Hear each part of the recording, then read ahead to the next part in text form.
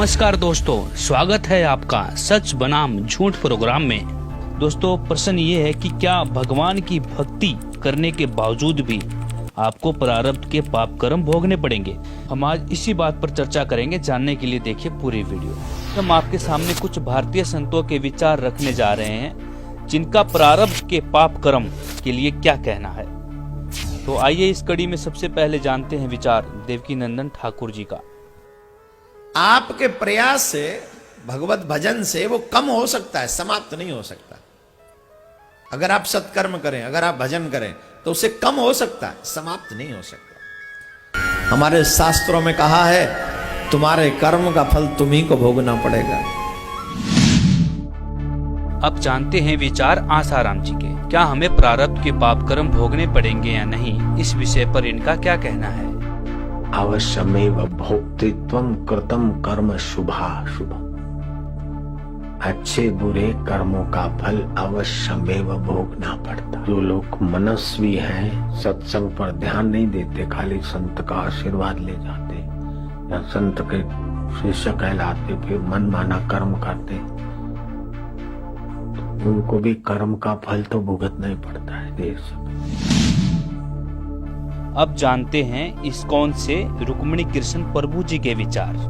गीता में यह भी बताया गया है किसी भी क्षण हम निष्क्रिय नहीं रह सकते। कुछ ना कुछ क्रिया तो हम करते ही हैं और उस क्रिया का फल हमें भुगतना ही पड़ेगा। और परमात्मा हमारे पूर्व जन्मों के सभी कर्मों का ब्यौरा रखते हैं। पूर्व जन्मों के कर्मों के अनुसार जो हम डिजर्व करते हैं उसके अनुसार हमें परिणाम मिलता है। और जो पूर्व जन्मों के पापों का फल मुझे मिल रहा है उसको मुझे स्वीकार करना चाहिए और अपने कर्मों के फलों को ठीक करने के लिए मुझे भगवान की भक्ति में जुड़ना चाहिए। हरे कृष्ण। अब जानते हैं जैन धर्म से जैन साध्वी वैभव श्री जी के विचार। कि हमने आज दिन तक प्रवचनों में ऐसा सुना है कि भोगे बिना बंधे हुए कर्मों का छुटकारा संभव नहीं है। अब जानते हैं संत रामपाल जी महाराज के विचार। कि जितने भी ऋषि महर्षि संत हुए हैं ये कहते हैं कि प्रारब्ध का कर्म प्राणी को भोगना ही पड़ता है, भोगे से ही समाप्त होता है। ये है इनका अपना लोक वेद, न ये वेदों का ज्ञान है और न ही ये कोई और अन्य किसी जिसने परमात्मा प्राप्ति की उस महापुरुष का विधान है। वेदों में लिखा 8वें अध्याय के 13वें श्लोक में मंत्र में यजुर्वेद में कि परमात्मा तो घोर पाप का भी नाश कर देता है। किसी भी प्रकार का संकट आप प्राय भगवान उसको दूर कर सकता है। पुण्यात्मा, यदि प्राणी को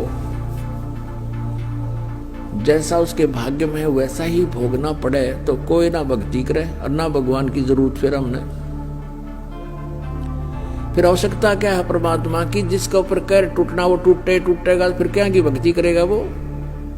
कर ली भक्ति फिर तक गुट्टी लावेगा वो, शराब पीने लगेगा या डाके मारेगा कि तो चोरी करेगा। तो इन लोगों ने बिगाड़ दिया पूरा समाज। क्योंकि पहले आत्मा सबसे पहले परमात्मा से ही राहत चाहती है। परमात्मा से राहत ना मिलने से फिर ये बकवाद करने लग जाती है, मन के अधीन हो गए। और जब परमात्मा का सहयोग आपको मिलेगा, आपको इतना सुख देगा भगवान, इतना बेनिफिट देगा, इतना आपको जो है बरकत देगा, आप सोच भी नहीं सकते। जब ही सतनाम हृदय धरो भयो पाप को नासे, जैसे चिंगारी अग्नि की भाई पड़े पुराने घासे। वेद फेल करेंगे इनकी अज्ञानियों की थ्योरी को।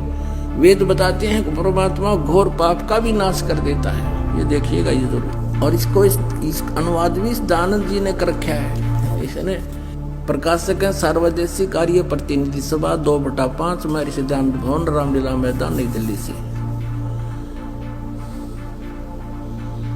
मुद्रक ये Prince offset printers 1510 Pataudi house Daryaganj नई दिल्ली से। और महर्षि दानंद सरस्वती कृत इसका अनुवाद किया इसने। यही is not writer of the Vedas, ये वेदों का लेखक नहीं है, वेदों का अनुवाद करता है महर्षि दानंद ओनली। अनुवाद में भी इसने, ये देखिएगा 8वें अध्याय का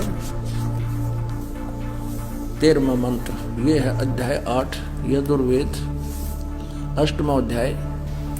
यजुर्वेद भाषा भाष्य, ये 13वां मंत्र है। 13वां, इसमें क्या लिखा है? देव कर्तस्य ऐनस्य अवजनम असि, मनुष्य कर्तस्य ऐनस्य अवजनम असि, पितर कर्तस्य ऐनस्य अवजनम असि, आत्म कर्तस्य ऐनस्य अवजनम असि, अन्नस्य अवजनम असि। और इसका अनुवाद इन्होंने किया है यहाँ पर 242 पृष्ठ पे, यजुर्वेद ये 242 पृष्ठ पे ये अर्थ है। हे सबके उपकार करने वाले मित्र आप, ये मित्र का अर्थ इसने उलझाने के लिए लिखा या परमेश्वर के लिए है?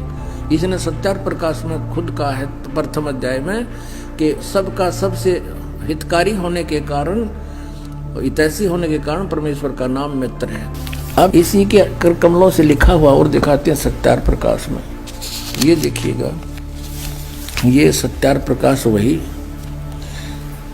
वेद अब बाद में दिखाएंगे थोड़ा आपको पुनः, और ये कहाँ से प्रकाशित है? वैदिक यति मंडल वही है, और ये दान मठ गोहाना मार्ग से प्रिंटेड है, आचार्य प्रिंटिंग प्रेस रोहतक से, दान मठ गोहाना मार्ग रोहतक से। इसके प्रथम समोल्लास में और पृष्ठ नंबर 18 पे ये नीचे क्या कहता है कि जो सबसे स्नेह करे, सबको प्रीति करने योग्य है, वह परमेश्वर सबका सच्चा मित्र है, इससे परमेश्वर का नाम मित्र है। तो वहाँ मित्र की जगह हम परमेश्वर कहेंगे। बिल्कुल यहाँ है ही परमेश्वर की महिमा, वेद कोई मित्रा की थोड़ी है। और दान देने वाले के पाप मित्र के नाश करेगा, बता कोई बात है? तो ये मित्र परमेश्वर का नाम लिख दिया इसने, तो हम यहाँ परमेश्वर कहेंगे। हे सबके उपकार करने वाले परमेश्वर, दान देने वाले के अपराध के विनाश करने वाले हो, यानी जो दान देता है उसके प्रारब्ध में जो पाप हैं उनका नाश कर देते हो। यानी कुछ ऐसे पाप हैं जो दान से नष्ट होते हैं, कुछ ऐसे पाप हैं जो अपनी सेवा से साफ होते हैं, कुछ ऐसे पाप हैं स्वाध्याय से साफ होते हैं, नाश होते हैं, कुछ ऐसे पाप हैं जो सतनाम से ही, जो किसी से भी ना हो पर सतनाम से होते हैं। तो यहाँ लिखा है कि दान देने वाले के अपराध के विनाश करने वाले हो। वेद बता रहे हैं भगवान की महिमा। साधारण मनुष्यों के किए हुए अपराध, ऐनस्य माने अपराध के विनाश करने वाले हो, अक्षमा करने वाले हो, और पिता के किए हुए विरोध आचरण के अच्छे प्रकार हरने वाले हो, नाश करने वाले हो। क्योंकि ऐनजन माने नाश करना, और आत्म करते से अपने किए हुए ऐनस्य माने पाप के, अवदन माने दूर करने वाले हो, नाश करने वाले हो, अवदन माने विनाश करने वाले हो। ऐनस्य अधर्म के यानी घोर पाप के नाश करने हारे हो। और हो जानता हुआ मैं कुछ भी अधर्म आचरण किया करता हूँ वा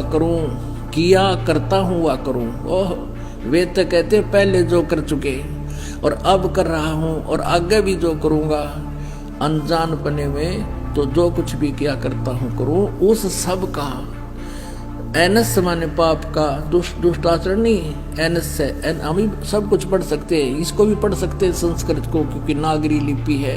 एनस से माने पाप है, तो कहते उस सर्वस्य माने सब, एनस से माने पाप के, अवैधनम माने नाश करने वाले आप हैं। दोस्तों, संत रामपाल जी ने यजुर्वेद से साबित कर दिखाया कि परमात्मा प्रारब्ध के पाप कर्म को काट देता है। लेकिन इस विषय पर देवकीनंदन जी क्या कह रहे हैं, आप खुद ही सुन लीजिए। आपके प्रयास से, भगवत भजन से वो कम हो सकता है, समाप्त नहीं हो सकता। अगर आप सत्कर्म करें, अगर आप भजन करें, तो उसे कम हो सकता है, समाप्त नहीं हो सकता। हमारे शास्त्रों में कहा है, तुम्हारे कर्म का फल तुम्ही को भोगना पड़ेगा। इससे ये स्पष्ट होता है कि देवकीनंदन जी ने धार्मिक ग्रंथों को सही से नहीं समझा और सदग्रंथों का हवाला देकर मनमानी धारणा के अनुसार यह कह डाला कि पाप का फल भोगना ही पड़ता है, जो कि सदग्रंथों के विपरीत है। परमात्मा कहा करते थे गुरु बिन वेद पढ़े जो प्राणी, समझे न सार रहे अज्ञानी। अब वेद क्या बताते हैं? यजुर्वेद अध्याय नंबर 5 श्लोक नंबर 32 में कहा है, उसी कसी यानी जो पूर्ण शांतिदायक है। कबीर असी, वो कबीर है, वो कबीर परमात्मा है। वेदों में उसको कबीर देव कहते हैं, हम उसको कबीर साहब कहते हैं, और कुरान शरीफ में उसको अल्लाहू अकबर कहा है। वो कबीर असी बमभारी असी, वो कबीर परमात्मा है जो बमभारी माने बंधनों का, अरी माने शत्रु, जो बंधनों का शत्रु है। अंगारी असी जो पाप नाशक है, पापों का शत्रु। अग माने पाप, अरि माने शत्रु, जो पापों का शत्रु है, जो पाप नाशक है। और बमभारी जो कर्म बंधनों, जो हमारे, क्योंकि हम संस्कार से यहाँ फंसे हैं, हमारे संस्कार यहाँ पर हैं, तभी हम उन संस्कारों से जन्म मृत्यु में लगे हुए हैं। कभी किसी से हमारा संयोग है, किसी के हम पुत्र बन गए, किसी की पुत्री बन गए, किसी के पति बने, किसी की पत्नी बने। तो ये संस्कार हमारे जो हैं, इनके कारण हम बंद में हैं, और ये काल की बंद है, कैद है, बंदी ग्रह है। तो फिर परमात्मा खुद बताते हैं कि बंदी छोड़ हमारा नामम, अदर अमर है अस्थिर ठामम। अमर करूं सतलोक पठाऊं, ताते बंदी छोड़ कहाऊं। अमर करूं, तुम्हें यहां सदा के लिए सुखी कर दूंगा, जन्म मृत्यु से रहित कर दूंगा, तुम्हारे सब पापों का नाश करूंगा, सब संस्कार और बंधन यहां से समाप्त कर दूंगा, इसलिए मैं बंदी छोड़ कहलाता हूं। दोस्तों, जैसा कि आपने इस वीडियो में देखा, कई संतों का एक ही मत था कि पाप कर्म भोगने पड़ेंगे, लेकिन संत रामपाल जी महाराज ने हमारे सदग्रंथों में छुपे हुए गूढ़ रहस्यों को उजागर कर, वेदों से प्रमाणित कर, सच्चाई से रूबरू करवाया कि परमात्मा प्रारब्ध के पाप कर्म को काट देता है। किसी भी प्रकार का संकट आप प्राय भगवान उसको दूर कर सकता है। पुण्यात्मा, यदि प्राणी को जैसा उसके भाग्य में है वैसा ही भोगना पड़े, तो कोई ना भक्ति करे और ना भगवान की जरूरत फिर हमने। फिर आवश्यकता क्या है परमात्मा की? जिसका ऊपर कैर टूटना वो टूटेगा, फिर क्या की भक्ति करेगा वो? दोस्तों, यहाँ पर संतों की भरमार है। कौन संत शास्त्रों के अनुसार भक्ति बताते हैं और कौन संत शास्त्रों के विरुद्ध। आप सभी दर्शक शिक्षित समाज से हैं, आप निर्णय ले सकते हैं कि आपको पाप कर्म काटने वाली शास्त्र अनुकूल भक्ति करनी है या पाप कर्म भोगने वाली शास्त्र विरुद्ध भक्ति करनी है। फैसला आप पर छोड़ते हैं। It's your decision, after all it's your life. आओ सब मिलकर जागरूकता लाए, पाखंड और अंधविश्वास को जड़ से मिटाए। अंधश्रद्धा भक्ति मानव जीवन के लिए बेहद खतरनाक है। शिक्षित समाज से निवेदन है कि नकली और शास्त्र विरुद्ध साधना बताने वाले धर्म गुरुओं से बचे तथा नकली धर्म गुरु का विरोध करे। सभी धर्मों में पाखंडवाद चरम सीमा पर है। समाज को चाहिए कि गलत साधना बताने वाले धर्म गुरुओं का डटकर विरोध करे। पुस्तक अंधश्रद्धा भक्ति खतराए जान को पढ़े। हमारे इस वेबसाइट पर जाकर इस पुस्तक को निःशुल्क पाए, या फिर आपका पूरा नाम, पता और फोन नंबर इन नंबरों पर SMS करें। अवश्य देखिए जगतगुरु तत्वदर्शी संत रामपाल जी महाराज के मंगलमय प्रवचन हर रोज इन चैनलों पर। अगर आप ये वीडियो YouTube पर देख रहे हैं तो हमारे चैनल को सब्सक्राइब करें और बेल आइकन को दबाना ना भूलें। अगर आप Facebook पर ये वीडियो देख रहे हैं तो हमारे पेज को लाइक करें।